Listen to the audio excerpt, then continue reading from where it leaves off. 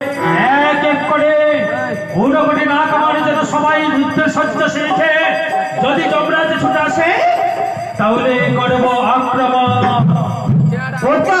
বলো দাদা, তুমি যদি প্রাণে বাঁচতে চাও তবে তাহলে তুমি এই বাসর ঘর ছেড়ে তোমার পিতার ভবনে কৈলাসে যাও।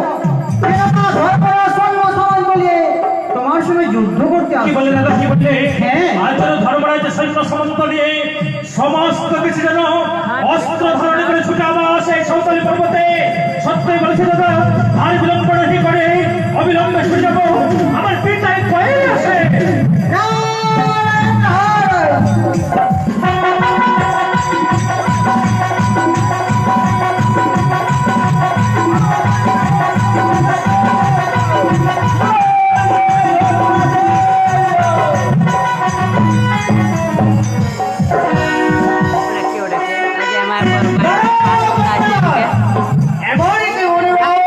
অসময়ে প্রথম আছে কেন?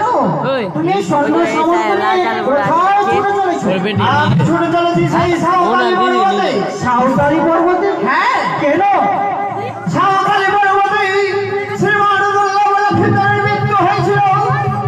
মরিবাবর, তুমি তো জানো যে সর্বজীবের অধিকারী হচ্ছে একমাত্র যমরাজ। সেইখানে শিবনন্দিনী পদ্মাবতী প্রাণবায়ু খানা কবচ করেছে। সত্যি বলেছে যমরাজ। হ্যাঁ, কিন্তু সে তো ওখানে নেই।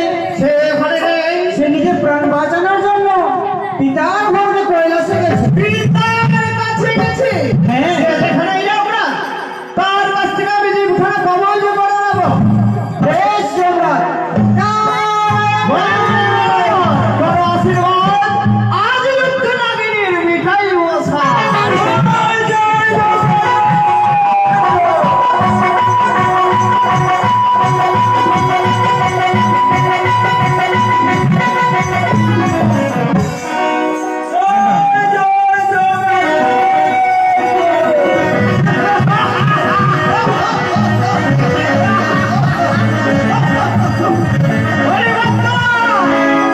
তুমি বুঝতে পারছো ছুটে চলেছো কোথায়?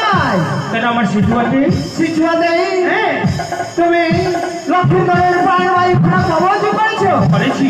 তুমি জানো না